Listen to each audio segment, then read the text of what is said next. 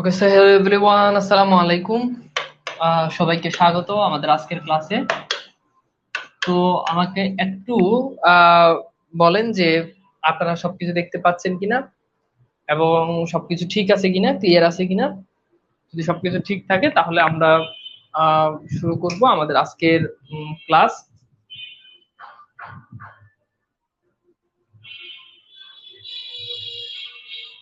ওকে, তো আমার মনে হয় যে সবকিছু ঠিকঠাক দেখা যাচ্ছে। ওকে, আসসালামু আলাইকুম। ওয়ালাইকুম সালাম। ওকে, ওকে, ক্লিয়ার। জি ঠিক আছে স্যার। ওকে, ধন্যবাদ। তো গত ক্লাসে আমরা কারকের প্রথম পর্ব নিয়ে আলোচনা করেছি।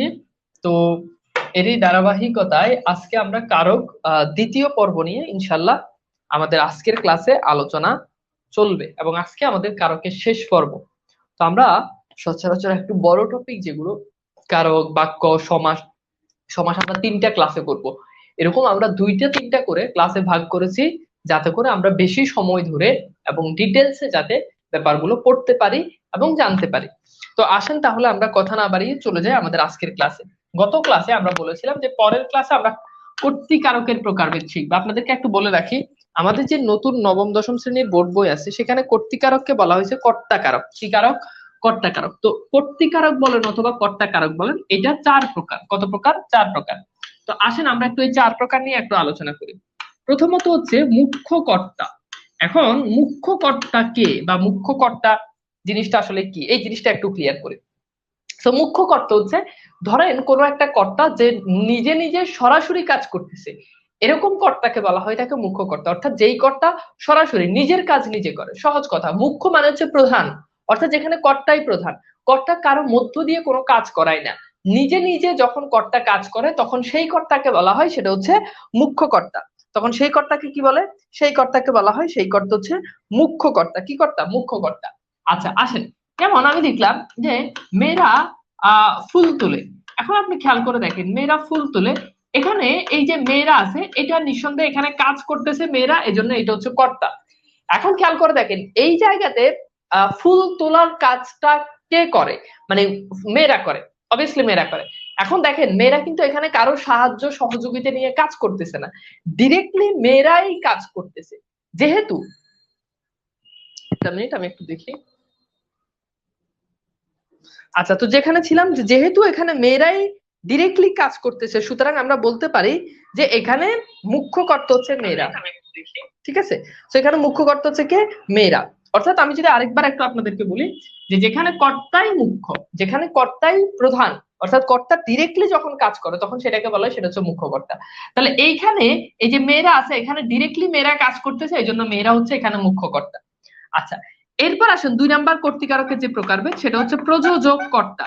তো প্রযোজক কর্তা বুঝতে হলে একই সাথে আমাদেরকে 3 নাম্বার কর্তাটা আমরা একসাথে বুঝে ফেলবো, সেটা হচ্ছে প্রযোজ্য কর্তা। এখন প্রযোজক কর্তা কি?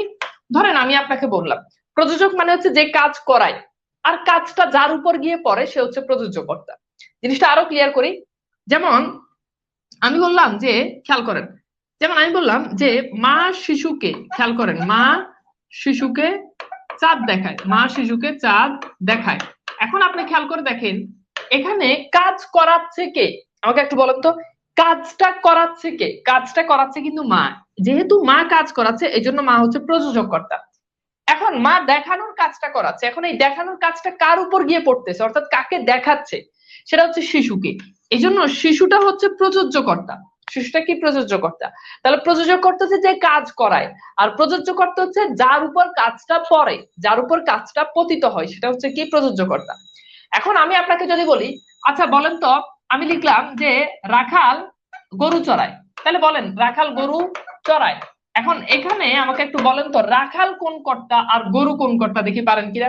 এরকম আরো অসংখ্য আছে। শিক্ষক ছাত্রকে পড়ান, তাহলে শিক্ষক কোন কর্তা, ছাত্র কোন কর্তা, দেখি পারেন কিনা বলেন তো। এখানে যে রাখাল এটা কোন কর্তা, এখন আমরা সবাই কিন্তু পারবো যে রাখাল এটা প্রযোজক কর্তা। কিভাবে বুঝলাম? কারণ এখানে রাখালটা কিন্তু সে কিন্তু কাজ করতেছে, অর্থাৎ এখানে এই যে চড়ানোর কাজটা রাখাল করতেছে, এই জন্য রাখাল প্রযোজক কর্তা। আর রাখাল যে চড়াচ্ছে এই কাজটা গিয়ে পড়তেছে গরুর উপর, এই জন্য গরু হচ্ছে প্রযোজ্য কর্তা। গরু কি কর্তা? প্রযোজ্য কর্তা। গরু কি কর্তা? প্রযোজ্য কর্তা। ফাইন।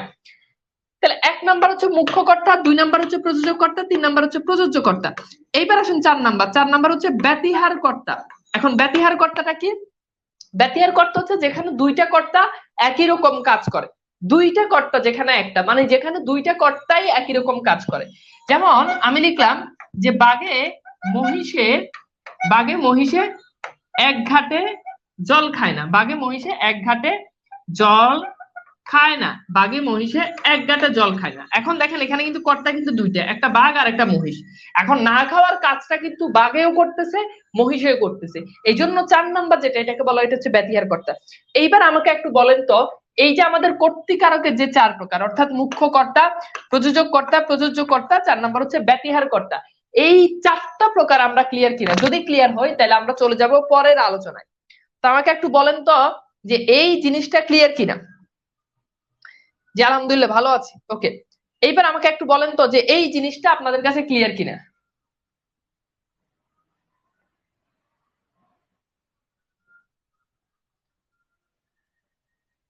ক্লিয়ার কিনা বলেন তো?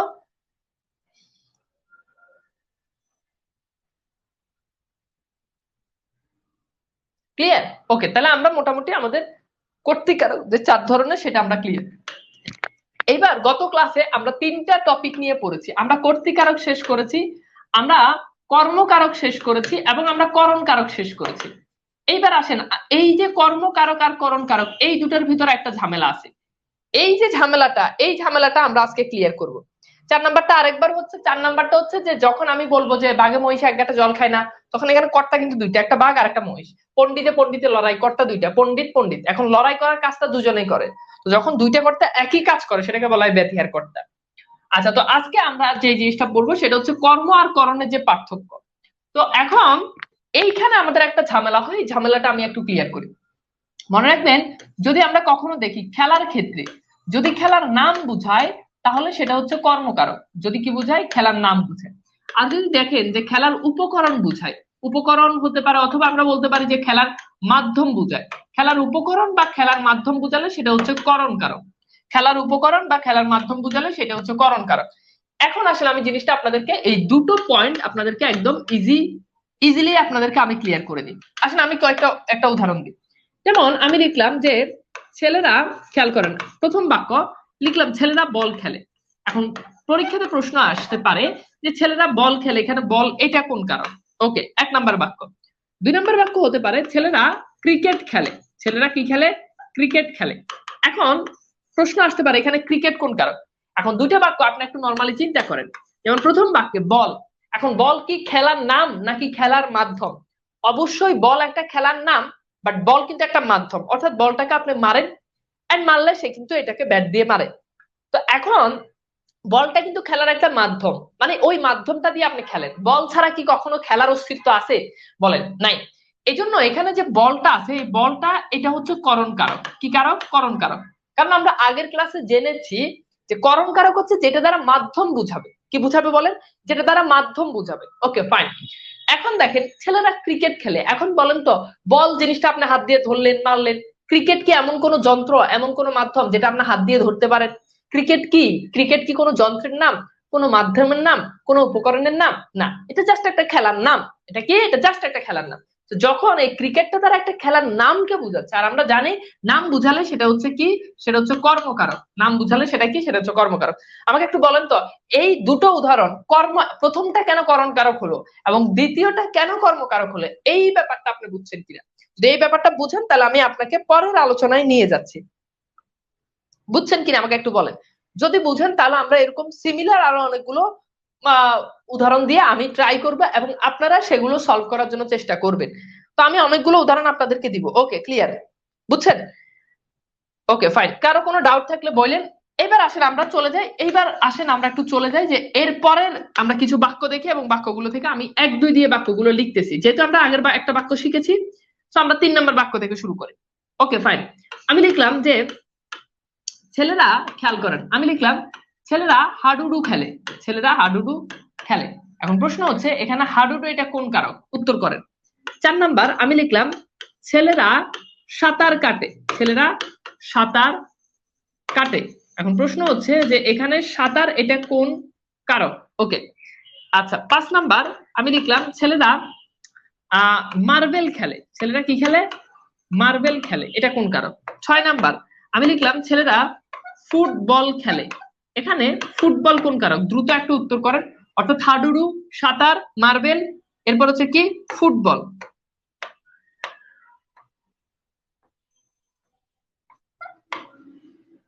ওকে, তো এইটা একটু উত্তর করেন দ্রুত, এরকম 3 4 5 6 দিয়ে উত্তর করেন, তাহলে এই একটা কনফিউশনের জায়গাটা আমাদের মোটামুটি ক্লিয়ার হয়ে যাবে।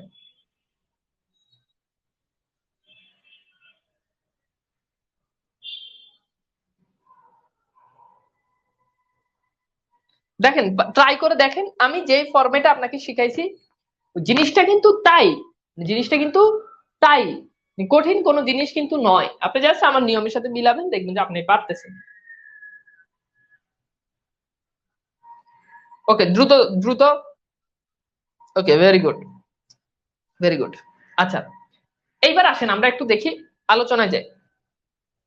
তো 3 নাম্বারটা হাডুডু, এটা কিন্তু কোনো যন্ত্র বা মাধ্যমের নাম না, সুতরাং এটা অবশ্যই কর্মকারক। এটা অবশ্যই কি কারক? কর্মকারক।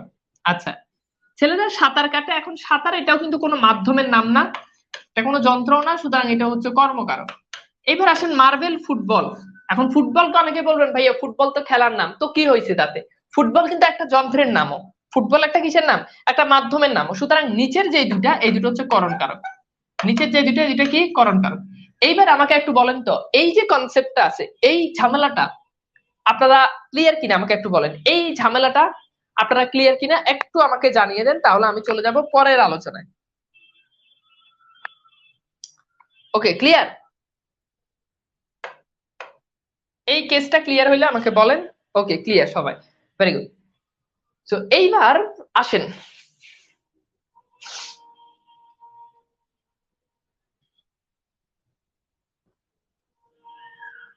Very good. 5 6, আবার 5 6 হচ্ছে আপনার দুইটা দ্বারাই, মানে যেমন মার্বেল এটা কিন্তু একটা যন্ত্র মাধ্যম, আবার ফুটবল এটাও কিন্তু একটা যন্ত্র। আচ্ছা তানভীর কুটিরে আপনারা নোটগুলো একটু তানভীর বাংলা কুটির গ্রুপে আপলোড দিন, ওখানে অ্যাপ্রুভ করা হবে। আজ হোক কাল হোক, হয়তো সাথে সাথে অ্যাপ্রুভ হবে না, বাট অ্যাপ্রুভ করা হবে। আচ্ছা, এইবার আসেন আমরা একটু পড়ি যে সম্প্রদান কারক কি কারক? সম্প্রদান কারক। এখন এখানে একটু কথা বলার আছে যে সম্প্রদান কারক জিনিসটা কি। তো প্রথম কথা হচ্ছে যে সম্প্রদান কারক, এই কারকের অস্তিত্ব বর্তমানে স্বীকার করা হয় না। সম্প্রদান কারকের অস্তিত্ব বর্তমানে কি করা হয় না? স্বীকার করা হয় না। আমাদের নবম দশম শ্রেণীর নতুন বোর্ড বইতে কিন্তু সম্প্রদান কারক নেই, এবং রবীন্দ্রনাথ ঠাকুর তিনি নিজেই কিন্তু সম্প্রদান কারক অস্বীকার করেছেন। তো পরীক্ষাতে এটাই প্রশ্ন আসতে পারে যে সম্প্রদান কোন কারকের অস্তিত্ব স্বীকার করেন না অনেকে, উত্তর হচ্ছে সম্প্রদান কারক। এখন সম্প্রদান কারক আপনি কিভাবে নির্ণয় করবেন? অর্থাৎ যেই কারকে আপনি দেখবেন যে নিঃস্বার্থভাবে কোনো কাজ বোঝাচ্ছে, ওটা সম্প্রদান কারক। নিঃস্বার্থভাবে কোনো কাজ বোঝাচ্ছে। এবং মনে রাখবেন যে বস্তু নয় ব্যক্তি হচ্ছে সম্প্রদান কারক। বস্তু নয় ব্যক্তি হচ্ছে কি কারক? সম্প্রদান কারক। এখন এখানে আরেকটা জিনিস, যে নিঃস্বার্থভাবে যখন কাজ বোঝাবে তখন সেটা সম্প্রদান কারক, কিন্তু এরকমই দেখবেন যদি কখনো স্বার্থ চলে আসে এবং যদি দেখেন যে স্বার্থ বুঝায়, স্বার্থ থাকলে সেটা কিন্তু আবার হয়ে যায় কর্মকারক। তাহলে নিঃস্বার্থভাবে হলে সেটা হচ্ছে সম্প্রদান কারক, ফাইন, ঠিক আছে। কিন্তু যদি কোনোভাবে সেখানে স্বার্থ চলে আসে, স্বার্থ আসলে সেটা হচ্ছে সম্প্রদান কারক। স্বার্থ আসলে কোন কারক? সরি, স্বার্থ আসলে সেটা হচ্ছে কর্মকারক। আচ্ছা, এইবার আসেন আমরা একটু জিনিসটা একটু দেখি। এখন খেয়াল করে দেখেন, তো খেয়াল করেন আমরা জিনিসটা একটু, একটা উদাহরণ দিই। যেমন আমি লিখলাম যে ভিক্ষুককে ভিক্ষা দাও। এখন ভিক্ষুককে ভিক্ষা দাও, এখানে আপনি খেয়াল করে দেখেন ভিক্ষুককে ভিক্ষা দাও, এখানে কিন্তু কোনো স্বার্থ নাই। আপনি ভিক্ষুককে ভিক্ষা দিবেন, হ্যাঁ স্বার্থ আছে, পরলৌকিক স্বার্থ, বাট ইহলৌকিক কোনো স্বার্থ নাই। এখন চিন্তা করেন যে ভিক্ষুককে আপনি ভিক্ষা দিবেন, এখানে কিন্তু স্বার্থের কোনো ব্যাপার নাই। এই জন্য এই যে ভিক্ষুককে ভিক্ষা দেওয়া এটা সম্প্রদান কারক। এখন ভিক্ষুক এটা সম্প্রদান কারক না ভিক্ষা এটা সম্প্রদান কারক? বলেন। আমরা কিন্তু বলে দিয়েছি যে ব্যক্তি সম্প্রদান কারক, তার মানে ভিক্ষুককে এটা হচ্ছে সম্প্রদান কারক। কি দাও? ভিক্ষা দাও। ভিক্ষা আবার কর্মকারক। আমরা মনে করি যে ভিক্ষা হচ্ছে সম্প্রদান কারক, না, ভিক্ষা সম্প্রদান কারক না।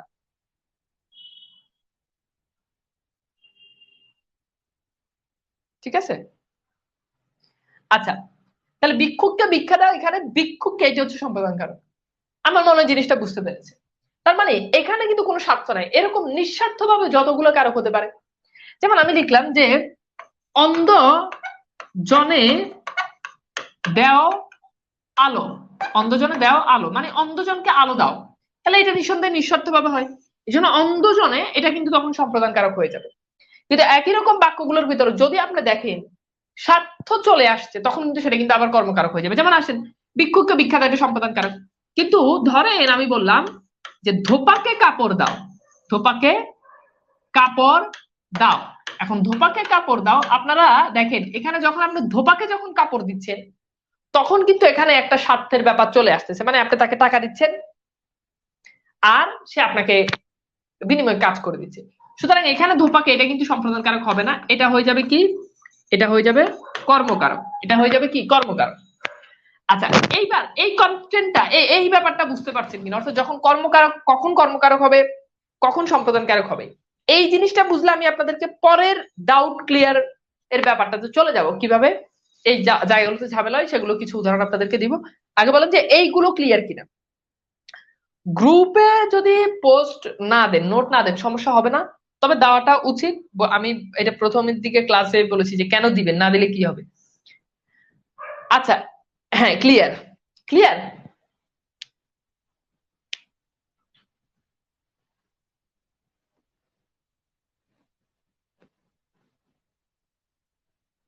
ক্লিয়ার কিনা আমাকে একটু জানাইন যে ক্লিয়ার কিনা। ওকে, আব্দুর রহমান, স্বপ্নীল রায়, আচ্ছা ঠিক আছে, ক্লিয়ার। আচ্ছা, এইবার তাহলে যদি ক্লিয়ার হন তাহলে আসেন আমরা একটু পরের ইয়েতে যাই। এখন এই কর্ম আর সম্প্রদানের ভিতরে আপনারা একটু এই প্রশ্নগুলো একটু সলভ করেন। যেমন প্রথম প্রশ্ন, গুরুজনে গুরুজনে কর ভক্তি।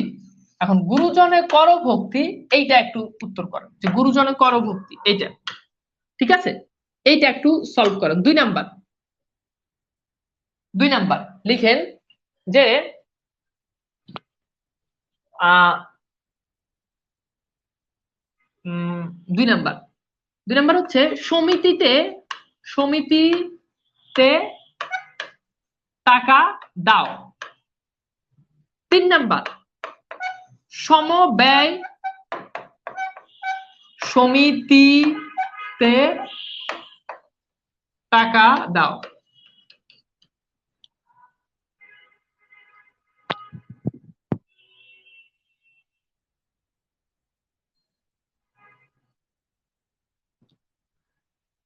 যে জায়গাগুলো বেশি প্যাচ লাগে ওই জায়গাগুলোর উদাহরণগুলো বারবার আমি নিজে সলভ করাচ্ছি, বুঝাই দিচ্ছি, এরপর আপনাদেরকে বুঝিয়ে দিচ্ছি, আবার আপনাদেরকে সলভ করার জন্য দিচ্ছি, এরপর সমস্যা হওয়ার কথা না। এখন গুরুজনকে করভক্তি, এটা আমরা সবাই পারবো, এখানে নিঃস্বার্থভাবে কাজ হয়, সুতরাং নো ডাউট ইট এটা সম্প্রদান কারক, নো ডাউট ইট এটা কোন কারক, সম্প্রদান কারক। এখন এই দুটোতে একটা প্যাচ লাগবে যে সমবায় সমিতি আর সমিতির ভিতরে পার্থক্য কি।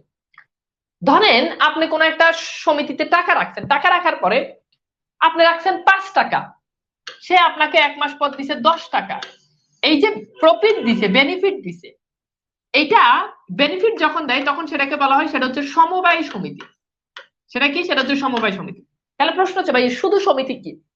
এখন শুধু সমিতি কি, শুধু সমিতি হচ্ছে যেমন আমরা মাঝে মধ্যে বন্যার্থ মানুষজনের জন্য অনেকগুলো সংগঠন আপনাদের কাছ থেকে টাকা নেয়, সমিতি টাকা নেয়, এগুলো হচ্ছে সেই সমিতি। দরিদ্রদের জন্য টাকা নেয়, গরিবের জন্য টাকা নেয়, বন্যার্থদের জন্য টাকা নেয়। এই যে টাকাটা যে নেয়, এই যে টাকাটা যে নেয়, এটা হচ্ছে সমিতি। তাহলে সমিতিতে কিন্তু কোনো স্বার্থ থাকে না। অর্থাৎ আপনি যদি বন্যার্থদের জন্য টাকা দান করেন, তখন কি আপনি কি সেখান থেকে কোনো মানে বেনিফিট আশা করেন? আপনি কি লাভবান হন না? তো এই জন্য সমবায় সমিতি এখানে স্বার্থ থাকে, এই জন্য সমবায় সমিতি যখন বলবে তখন সেটা কিন্তু কর্মকারক, যখন শুধু সমিতি বলবে তখন সেটা সম্প্রদান কারক। তবে এখানে অনেক বইতে ভুলভাল দেখা যায়, বাট আমি যেটা বলছি আপনি সেটাই সঠিক। সমবায় সমিতি হচ্ছে কর্মকারক আর শুধু সমিতি হচ্ছে সম্প্রদান কারক। এইবার আপনারা তাহলে আমাকে একটু বলেন তো, এই কর্মকারক আর সম্প্রদান কারকের যে প্যাচ, এই প্যাচটা আপনারা ক্লিয়ার কিনা আমাকে একটু বলেন। কর্মকারক আর সম্প্রদান কারকের এই প্যাচটা আপনার কাছে ক্লিয়ার কিনা বলেন তো, দ্রুত বলেন।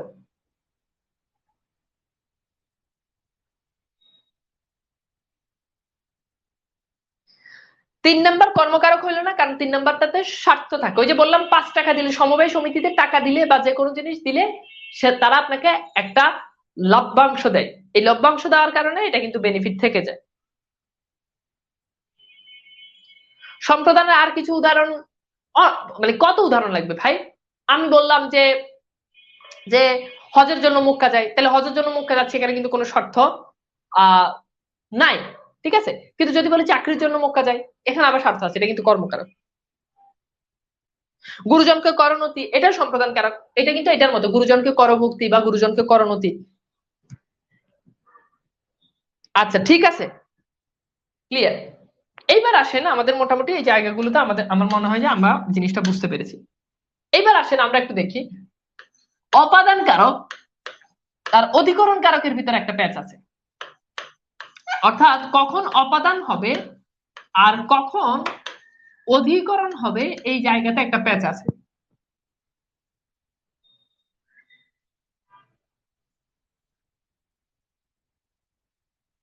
নতি কর্তিকারক, এখানে তো ভাই মানে গুরুজনকে করো নথি, কি করবা? নথি করবা। নথি তো কাজ করতেছে না, নথি তো কারোর নাম না, নথি কি কাজ করতে পারে? কর্তিকারক কিভাবে হবে? আচ্ছা এইবার আসেন, এখন মনে রাখবেন অপাদান কারক মানে হচ্ছে মাইনাস, আর অধিকরণ কারক মানে হচ্ছে প্লাস। অপাদান কারক মানে কি? মাইনাস। অধিকরণ কারক মানে প্লাস। এই দুটো জিনিস আপনি মনে রাখলে আপনার হয়ে যাবে। যেমন খেয়াল করে দেখেন, আমি লিখলাম যে ট্রেন স্টেশন স্টেশন ছাড়লো। এখন ট্রেন স্টেশন ছাড়লো, তার মানে কি? ট্রেন স্টেশন থেকে মাইনাস হয়ে গেল, মাইনাস। এখন মনে রাখবেন যে জায়গা থেকে মাইনাস হয়েছে ওই জায়গাটা অপাদান কারক। তাহলে ট্রেন স্টেশন ছাড়লো, এই যে স্টেশন থেকে ছাড়ছে, স্টেশন থেকে মাইনাস হয়েছে, এই জন্য স্টেশনটা হচ্ছে কোন কারক বলেন তো? স্টেশনটা হচ্ছে অপাদান কারক। ট্রেন স্টেশন ছাড়লো, স্টেশন থেকে মাইনাস হয়েছে, এই জন্য স্টেশন অপাদান কারক। কিন্তু দেখেন একই রকম বাক্যকে আমি যদি বলি ট্রেন স্টেশন এলো, তার মানে দেখেন ট্রেন কিন্তু স্টেশনে প্লাস হয়েছে, ট্রেন কিন্তু স্টেশনে কি হয়েছে? ট্রেন কিন্তু স্টেশনে প্লাস হয়েছে, মানে ট্রেন স্টেশনে যুক্ত হয়েছে। সো ট্রেন যদি স্টেশনে যুক্ত হয় তার মানে ট্রেন প্লাস হয়েছে, তো যে জায়গা থেকে মাইনাস হয়েছে ওটা অপাদান কারক, আবার যে জায়গাতে প্লাস হয়েছে এটা অধিকরণ কারক। তার মানে এখানে স্টেশন এটা হচ্ছে অধিকরণ কারক, স্টেশনটা কি কারক? অধিকরণ কারক। এরকম অসংখ্য উদাহরণ হতে পারে। যেমন খেয়াল করে দেখেন, আমি লিখলাম যে নদী থেকে মাছ ধরি, নদী থেকে কি ধরি? মাছ ধরি। এখন দেখেন আপনি মাছ ধরতেছেন, তার মানে মাছটা নদী থেকে মাইনাস হয়ে যাচ্ছে। এখন কোন জায়গা থেকে মাইনাস হচ্ছে? নদী থেকে। এই জন্য নদী থেকে এটা হচ্ছে মানে অপাদান কারকে পঞ্চমী বিভক্তি, ঠিক আছে। আর এটা হচ্ছে অপাদান কারকে শূন্য বিভক্তি। এখন আমি যদি এরকম যদি বলি যে নদীতে মাছ আছে, তাহলে নদীতে মাছ আছে, এখন এই নদীতে এখানে কিন্তু মাছটা কিন্তু প্লাস অবস্থায় আছে, এই জন্য এটাকে বলা হয়, এটা হচ্ছে আমাদের কোন কারক বলেন? এটা হচ্ছে আমাদের অধিকরণ কারক, কারণ এখানে প্লাস অবস্থা আছে। এখন টাকায় টাকা হয়, এইখানে অনেকে মনে করে যে এটা অপাদান কারক, টাকা থেকে টাকা উৎপন্ন হচ্ছে। আমি আসতেছি, টাকা নিয়ে অনেক ঝামেলা আছে, আগে বলেন এই ব্যাপারটা ক্লিয়ার কিনা, আমাকে একটু বলেন তো এই এই বিষয়টা আপনাদের ক্লিয়ার কিনা, অর্থাৎ এই যে অপাদান আর অধিকরণের যে প্যাচ, এই প্যাচটা আপনাদের কাছে ক্লিয়ার কিনা?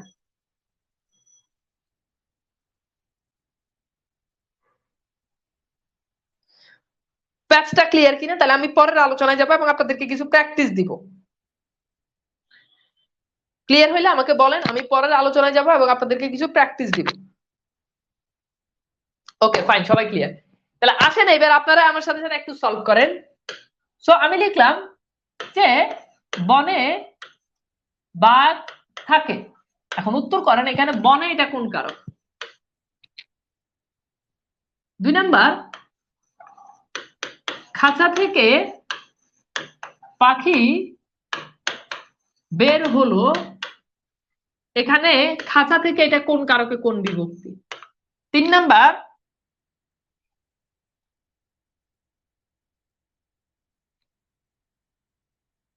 লিখেন লিখলাম স্কুল পালিয়ে, স্কুল পালিয়ে, এখানে স্কুলের নিচে দাগ, স্কুল পালিয়ে কেউ রবীন্দ্রনাথ হয় না। স্কুল পালিয়ে কেউ রবীন্দ্রনাথ হয় না, এখানে স্কুল এটা কোন কারক? কোন কারক? আমি কিন্তু বিভক্তির দিকে ফোকাস করতেছি না, কারণ আমি প্রথম ক্লাসে বিভক্তিগুলো বলেছি, বিভক্তিগুলো মুখস্থ পারলে আপনি এমনিতেই পারবেন। যেমন বনে, এখানে এ বিভক্তি আছে কারণ বনের সাথে এ যুক্ত হয়েছে। খাঁচা থেকে, থেকে এটা পঞ্চম বিভক্তি, তো এইটা কিন্তু আপনি পারবেন।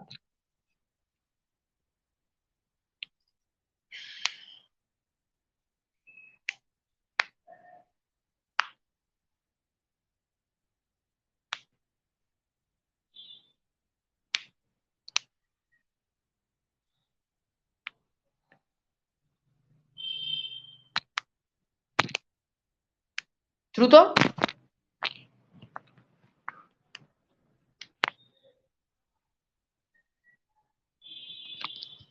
বুঝছেন? ওকে, এবার আসলে আমি আপনাদেরকে একটু সলভ করে দিই। বনে বাঘ থাকে, এটা বাঘটা থাকে তার মানে এটা প্লাস অবস্থা আছে, সুতরাং এটা হচ্ছে অধিকরণ। আর খাঁচা থেকে পাখি বের হলো, স্কুল পালিয়ে, এটা তো অবভিয়াসলি এটা অপাদান কারক, কারণ পাখি মানে খাঁচা থেকে পাখিটা বের হয়ে যাচ্ছে, মাইনাস। স্কুল পালিয়ে কে রবীন্দ্রনাথ হয় না, স্কুল পালিয়ে, এখন পালিয়ে কিন্তু প্লাস এর কোনো বিষয় না, এটা কিন্তু মাইনাসের বিষয়, সুতরাং নিচে দুটো কিন্তু অপাদান কারক। ওকে, তো এই কনসেপ্ট গুলো থেকে কিন্তু পরীক্ষাতে প্রশ্ন আসে এবং আমাদের বেশ ঝামেলা হয়। ওকে, এইবার আসেন আমরা একটু দেখি। এখন দুটো স্থানের ক্ষেত্রে এই ঝামেলাটা হতে পারে। যেমন আপনি কমন সেন্স দিয়ে উত্তর করেন, ধরেন আমি লিখলাম যে ঢাকা থেকে কক্সবাজার এলাম। ঢাকা থেকে কি এলাম, কোথায় এলাম, কক্সবাজার এলাম। এখন আপনি একটু উত্তর করেন তো, যে ঢাকা থেকে কক্সবাজার এলাম, এখানে ঢাকা এটা কোন কারক আর কক্সবাজার এটা কোন কারক? আমরা মনে করি যে স্থান বুঝালেই সেটা অধিকরণ কারক। অ্যাকচুয়ালি বিষয়টা এমন না যে স্থান বুঝাইলেই সেটা অধিকরণ কারক হবে। আপনাকে বুঝতে হবে কোনটার সাথে প্লাসের সম্পর্ক, কোনটার সাথে মাইনাসের সম্পর্ক, এই জিনিসটা আপনাকে বুঝতে হবে। তো বলেন তো দেখি, যে আমি বললাম যে ঢাকা থেকে কক্সবাজার এলাম, এখন ঢাকা এটা এখানে কোন কারক আর কক্সবাজার এটা কোন কারক? Good, very good. ঢাকা অপাদান কারক, কারণ আপনি মাইনাস করছেন কোন জায়গাটা, মাইনাস করছেন ঢাকা, আর আপনি প্লাস হয়েছেন কোথায়, আপনি প্লাস হয়েছেন কক্সবাজারে, মানে যুক্ত হয়েছেন কোথায়, কক্সবাজার, এই জন্য কক্সবাজারটা হচ্ছে অধিকরণ কারক। ঠিক আছে, তো এইগুলা থেকে পরীক্ষাতে প্রশ্ন এভাবে আসে। এইবার আসেন আমরা এরপরে যে নিয়ম, সেটা হচ্ছে যে যা থেকে উৎপন্ন হয়, যা থেকে উৎপন্ন হয়, উৎপন্ন হয় তা অপাদান কারক। যা থেকে উৎপন্ন হয় তা কি কারক, তা অপাদান কারক। যা থেকে উৎপন্ন হয় তা অপাদান কারক। আচ্ছা আসেন, যেমন খেয়াল করে দেখেন, আমি লিখলাম যে তিলে তৈল হয়, আমি একটা বাক্য লিখলাম যে তিলে তৈল হয়। এখন তিলে তৈল হয়, দেখেন তো এখানে তৈল উৎপন্ন হচ্ছে, যা থেকে উৎপন্ন হয়, তো তৈলটা কোথা থেকে উৎপন্ন হচ্ছে, সেটা হচ্ছে তিল থেকে উৎপন্ন হচ্ছে, এই জন্য তিলে এটা হচ্ছে অপাদান কারক, অপাদানের সপ্তমী। এরকম আরো হতে পারে, মেঘে বৃষ্টি হয়, তাহলে মেঘে বৃষ্টি হয়। এখন দেখেন মেঘে বৃষ্টি হয়, এখানে বৃষ্টি হচ্ছে কোথা থেকে, মেঘ থেকে, এই জন্য মেঘে এটা হচ্ছে অপাদান কারক। বিষয়টা বুঝতে হবে। আমি লিখলাম যে খেজুরের রসে, খেজুরের রসে গুড় হয়, খেজুরের রসে কি হয়, গুড় হয়। এখন আপনি বলেন যে এই যে গুড় হচ্ছে, সেটা কোথা থেকে হচ্ছে, সেটা খেজুরের রস থেকে হচ্ছে, খেজুরের রস থেকে হচ্ছে। তাহলে এই এই এই কেসটা বুঝতে পেরেছেন কিনা, যে যা থেকে উৎপন্ন হয় তা কিভাবে অপাদান কারক হয়, যা থেকে উৎপন্ন হয় তা কিভাবে অপাদান কারক হয়, এই ব্যাপারটা বুঝছেন কিনা আমাকে একটু বলেন তো।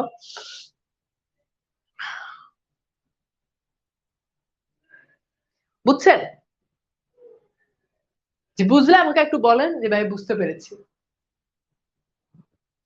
ওকে, তার মানে আমরা এই ব্যাপারটা আমরা ক্লিয়ার। ঠিক আছে, এই ব্যাপারটা ক্লিয়ার। Okay fine. উৎপন্ন হওয়ার বিয়োগ হওয়া এক না, উৎপন্ন হওয়া মানে ওইটা থেকে অনেকটা এক, আবার বলতে পারেন না। যেমন তিলে তৈল হয়, তার মানে তো তিলে তৈল হয়, তার মানে তো মানে তৈল থেকে তিল উঠে চলে আসে না। তো এই জন্য এখানে মাইনাসের ব্যাপারটা দিয়ে বুঝাইতে পারলে তো ওইটা দিয়ে বুঝাইতে, নতুন নিয়ম আসতো না, তার মানে এখানে একটা প্যাচ লাগতে পারে, এই জন্য বলছি যা থেকে উৎপন্ন হয় তা উপাদান কারণ। আচ্ছা ফাইন, এইবার আসেন আমরা একটু দেখি যে কখন তাহলে আমাদের অধিকরণ কারক হবে। সাধারণ অর্থে যদি অধিকরণ কারক কখন হবে, সাধারণ অর্থে মনে রাখবেন, আমি আবার বলছি, সাধারণ অর্থে যদি কখনো আমরা দেখি যে কোনো প্লাস মাইনাসের সম্পর্ক নাই, সরি কোনো মাইনাসের সম্পর্ক নাই, সেক্ষেত্রে স্থান অথবা কাল এই জিনিসগুলো আমাদের অধিকরণ কারক হয়, স্থান অথবা কাল সেই জিনিসগুলো অধিকরণ হয়। যেমন আমি লিখলাম যে ঘরেতে ভ্রমর এলো, ঘরেতে ভ্রমর এলো। এখন আপনি বলেন তো এখানে কোন জিনিসটা অধিকরণ কারক হইতে পারে, আপনি কমন সেন্স দিয়ে একটু চিন্তা করেন। তিলে তৈল আছে এটা আবার অধিকরণ কারক, মানে তিলে তৈল হয় মানে উৎপন্ন হচ্ছে, আর তিলে তৈল আছে এটা মানে তো প্লাস অবস্থায় আছে, তার মানে এখানে তিলে আবার অধিকরণ কারক। আচ্ছা এখন খেয়াল করেন, ঘরেতে ভ্রমর এলো, এখানে ঘরে এটা এটা কোন কারক হতে পারে বলে আপনার কাছে মনে হয়? হ্যাঁ নিঃসন্দেহে এখানে ঘরেতে অন্তস্থতে, তার মানে অধিকরণের সপ্তমী। এখন ঘর এটা কিন্তু নির্দিষ্ট স্থান বোঝাচ্ছে। আচ্ছা ফাইন, এরপর খেয়াল করে দেখেন আমি লিখলাম যে ঘাটে ঘাটে নৌকা বাঁধা, ঘাটে নৌকা বাঁধা। এবার আপনারা একটু ট্রাই করেন তো যে ঘাটে নৌকা বাঁধা এখানে কোনটা অধিকরণ কারক হইতে পারে? ঘাটে নৌকা বাঁধা এখানে কোনটা অধিকরণ কারক হতে পারে বলেন, দেখি পারেন কিনা। ঘাটে নৌকা বাঁধা এখানে কোনটা অধিকরণ কারক হতে পারে বলেন। আচ্ছা ফাইন, এরপর আসলে আরেকটা লিখি যে শুক্রবার শুক্রবার স্কুল বন্ধ। এখন বলেন শুক্রবার স্কুল বন্ধ, শুক্রবার স্কুল বন্ধ এখানে কোনটা অধিকরণ কারক হতে পারে? গুড, এখানে ঘাটে এটা স্থানকে বোঝাচ্ছে যেখানে নৌকাটা বাঁধা থাকে। এখন সর্বশেষ প্রশ্ন যে শুক্রবার স্কুল বন্ধ, শুক্রবার স্কুল বন্ধ। এখন শুক্রবার স্কুল বন্ধ, আপনি খেয়াল করে দেখেন এখানে শুক্রবার এটা কিন্তু কালকে বোঝাচ্ছে, একটা কাল বোঝাচ্ছে, ঠিক আছে? আচ্ছা তার মানে এইটা হচ্ছে আমাদের কি, এটা হচ্ছে আমাদের অধিকরণ কারক। এখন অধিকরণ কারকের প্রকারভেদ নিয়ে আমরা একটু বিস্তারিত একটু আলোচনা করি।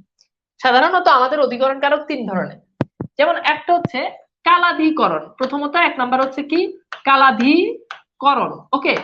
আর নাম্বার টু সেটা হচ্ছে আধারাধিকরণ, এরপর হচ্ছে কি আধারাধিকরণ, এরপর হচ্ছে কি ভাবাদিকরণ, এরপর হচ্ছে কি ভাবাদিকরণ। আচ্ছা তাহলে এক নাম্বার কালাধিকরণ, দুই নাম্বার আধারাধিকরণ, তিন নাম্বার ভাবাদিকরণ। এখন জিনিসটা খুব সিম্পল, এখন জিনিসটা খুব সিম্পল।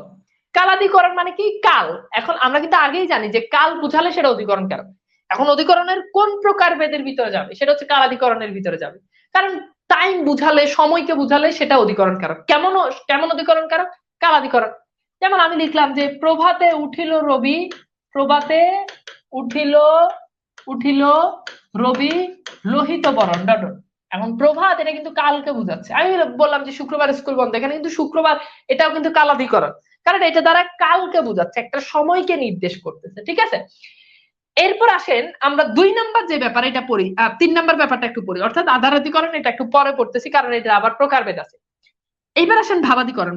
ভাব মানে হচ্ছে কাজ বা ক্রিয়া, অর্থাৎ যদি আপনি কখনো দেখেন যে কখনো দুইটা কাজ যদি একই সাথে হয়, মানে একটা কাজ শেষ হতে না হতে আরেকটা কাজ শুরু হয়, এরকম দুইটা কাজের প্রাধান্য যেখানে থাকে সেটা হচ্ছে ভাবাধিকরণ। ধরেন কোন একটা কাজ হচ্ছে হচ্ছে হচ্ছে এইভাবে, কিন্তু এই কাজটা শেষ হতে না হতে এর মাঝখান থেকে আরো একটা কাজ শুরু হয়েছে।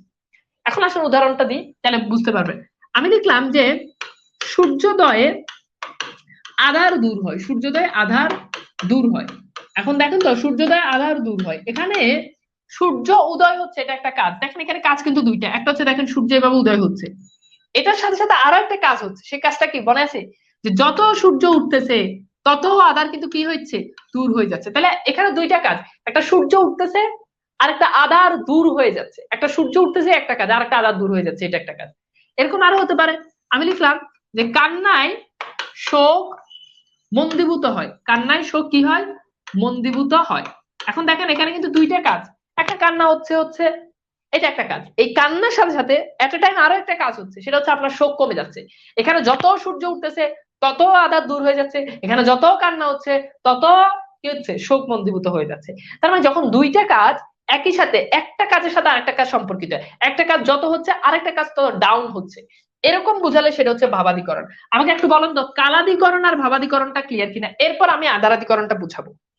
আমাকে একটু বলেন তো এই দুটো ব্যাপারটা ক্লিয়ার কিনা, অর্থাৎ কালাধিকরণ আর আধারাধিকরণের কনসেপ্ট ক্লিয়ার কিনা।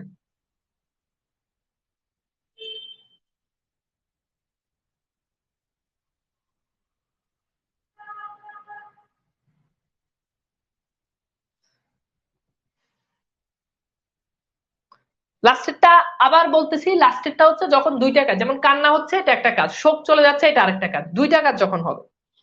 আচ্ছা ফাইন ক্লিয়ার। এইবার আসেন আমাদের দুই নাম্বার যেটা সেটা হচ্ছে আধারাধিকরণ। এখন আধারাধিকরণটা আমি আপনাকে একটু বুঝাই, দুই নাম্বার যেটা সেটা হচ্ছে আধারাধিকরণ। এখন আধারাধিকরণটা আমি আপনাকে আরেকবার একটু বলি, খেয়াল করেন। এই আধারাধিকরণ এটা আবার তিন ধরনের, আধারাধিকরণটা আবার কয় ধরনের, তিন ধরনের, ওকে। প্রথমত এক, একটা হচ্ছে ঐকদেশিক, একটা হচ্ছে ঐকদেশিক, আর একটা হচ্ছে অভিব্যাপক, অভি অভিব্যাপক অভিব্যাপক ওকে, আরেকটা হচ্ছে বৈষয়িক। তাহলে দেখেন আধারাধিকরণ যেটা, এটা আবার তিন ধরনের। আধারাধিকরণ তিন ধরনের, এক ঐকদেশিক, দুই অভিব্যাপক, তিন বৈষয়িক। এখন ঐকদেশিকটা একটু বুঝেন। ধরেন এইটা একটা স্থান, এখন কোন স্থানে কোন বস্তু যদি এরকম যদি থাকে, অর্থাৎ হালকা পাতলা, অর্থাৎ ওখানে যদি কোনো, এই যে দেখেন এখানে কিন্তু মানে এমন না যে অনেক জায়গায় কিন্তু ফাঁকা থাকে, তো এরকম কনসেপ্ট হলে সেটাকে বলা হয় সেটা হচ্ছে ঐকদেশিক। কিন্তু যদি দেখেন কোন একটা স্থান, ওই স্থানের ভিতরে যদি দেখেন যে চুল পরিমাণ কোনো জায়গায় ফাঁকা নাই, এরকম কোন বস্তু আছে, তাহলে সেইটাকে আমরা বলতে পারি সেটা হচ্ছে কি, সেটা হচ্ছে আমাদের অভিব্যাপক। এরকম মানে চুল পরিমাণ কোনো জায়গা আর ফাঁকা নাই, তখন সেটাকে আমরা বলতে পারি সেটা হচ্ছে অভিব্যাপক। আর যদি চুল পরিমাণ জায়গা যদি ফাঁকা থাকে, সেটা হচ্ছে ঐকদেশিক। এইবার আসেন আপনাদেরকে উদাহরণ, যেমন আমি লিখলাম যে পুকুরে মাছ আছে, পুকুরে মাছ আছে। এখন পুকুরে মাছ আছে, ফাইন, ঠিক আছে। এখন দেখেন তো অবস্থাটা কি এরকম নাকি এরকম, পুকুরে কি এরকম পুরো পুকুর জুড়ে মাছ থাকে, নাকি এরকম থাকে আংশিক জায়গা জুড়ে, অবভিয়াসলি আংশিক জায়গা জুড়ে। তার মানে এই যে এখানে যে পুকুরে আছে, এটা ঐকদেশিক, এই পুকুরে এটা কি ঐকদেশিক, এটা কি, এটা হচ্ছে ঐকদেশিক। কিন্তু একই রকম ব্যাপারটা আমি যদি আরেকটা লাইনে বলি যে পুকুরে পানি আছে, এখন দেখেন তো পুকুরে পানি আছে, এখন এইটা বললে পুকুরে পানি আছে, এখন কিন্তু পুকুরে পানির অবস্থাটা কিন্তু এমন থাকে যে পুকুরে কিন্তু পুরো পুকুর জুড়ে কিন্তু সাধারণত পানি থাকে, ব্যতিক্রম হলো আলাদা বিষয়। এখন কোন পুকুরে পানি নেই, আপনি কি সেটাকে উদাহরণ হিসেবে ধরবেন? সচরাচর পুকুরের অবস্থাটা এমন থাকে যে পুরোটা পানি যুক্ত থাকে, এই জন্য এটাকে বলা হয় এটা হচ্ছে অভিব্যাপক। তাহলে প্রথমটা এটা ঐকদেশিক, এরপরটা হচ্ছে অভিব্যাপক, ঠিক আছে। তাহলে ঐকদেশিক আর অভিব্যাপকের কনসেপ্ট আমার মনে হয় বুঝতে পেরেছেন। এইবার আসেন আপনারা একটু বলেন তো, ধরেন আমি আপনাকে একটা বাক্য লিখলাম, আমি লিখলাম যে তিলে তৈল আছে। এখন তিলে তৈল হয় এটা অপাদান কারক, কারণ উৎপন্ন হচ্ছে, তিলে তৈল আছে এখানে কিন্তু উৎপন্ন হওয়া বোঝাচ্ছে না। এখন এই তিলে এটা কি ঐকদেশিকের ভিতরে যাবে নাকি এটা অভিব্যাপকের ভিতরে যাবে বলেন তো? এটা কি ঐকদেশিকের ভিতরে যাবে, এটা কি অভিব্যাপকের ভিতরে যাবে?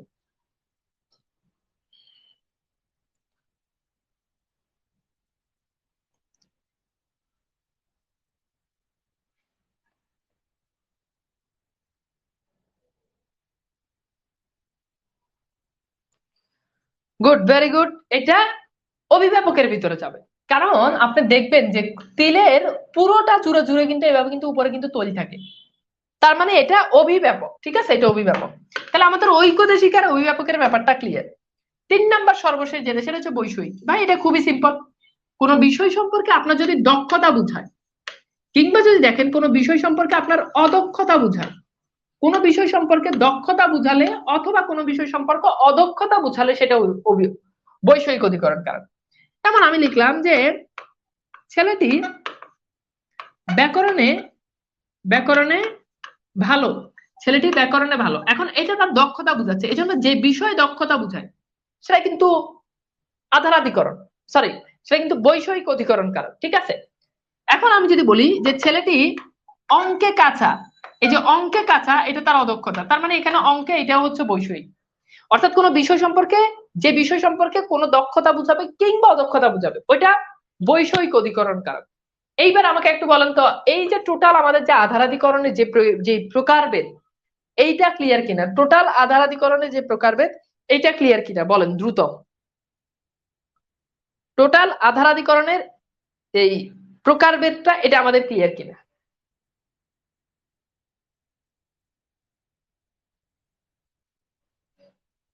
ক্লিয়ার?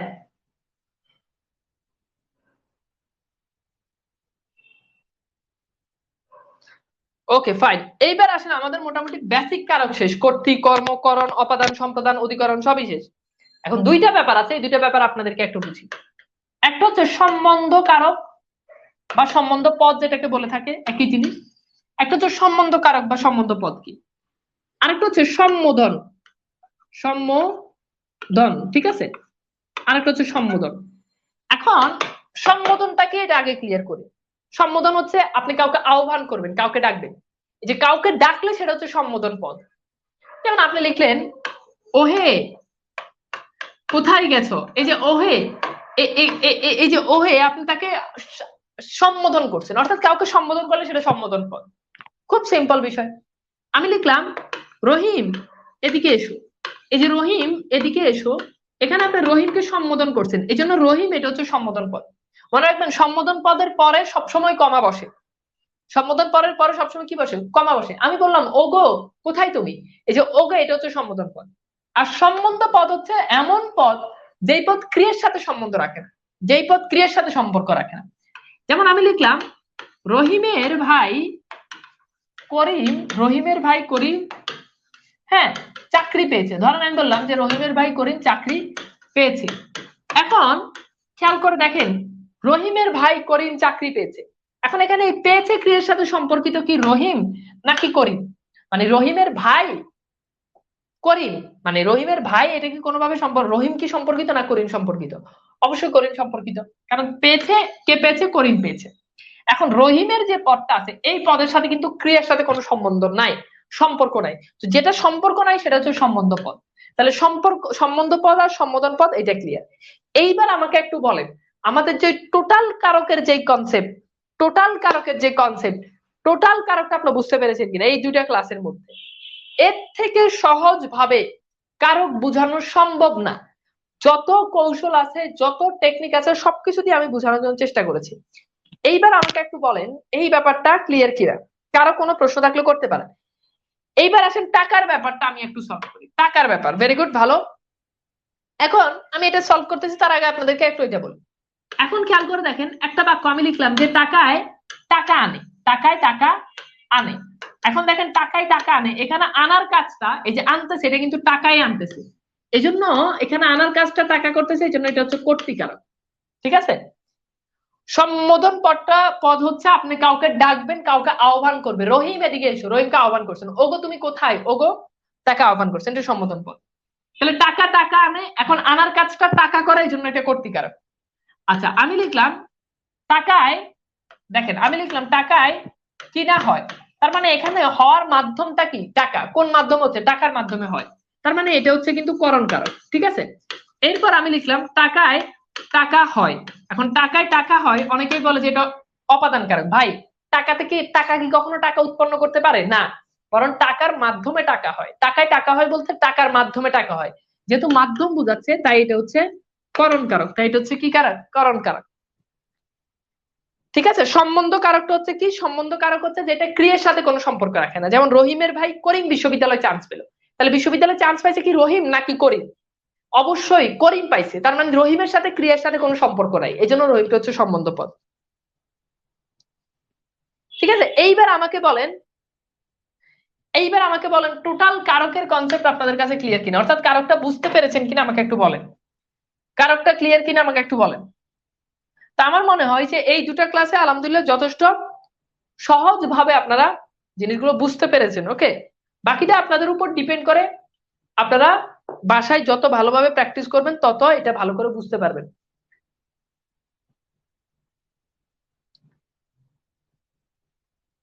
ওকে, সো ভালো থাকবেন। আল্লাহ